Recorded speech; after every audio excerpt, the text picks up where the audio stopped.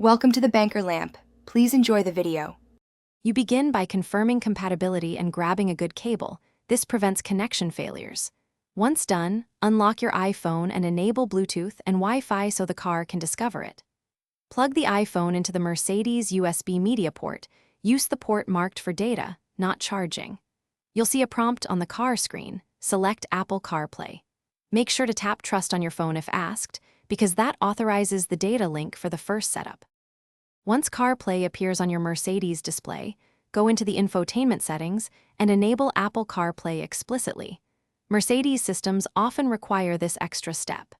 Next, pick your iPhone from paired devices and accept permissions so contacts, messages, and maps can sync. You should also configure the app order on your iPhone via settings right arrow general right arrow CarPlay.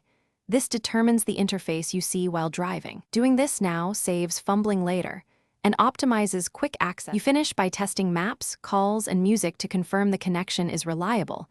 Make a short drive to validate voice commands. If you planned wireless CarPlay, make sure your Mercedes supports it and that the iPhone auto-joins the car network. Otherwise, stick to a cable for stability. If problems persist, restart the iPhone and infotainment system, swap cables, or reset CarPlay in settings. This clears corrupted pairings. Remember, a simple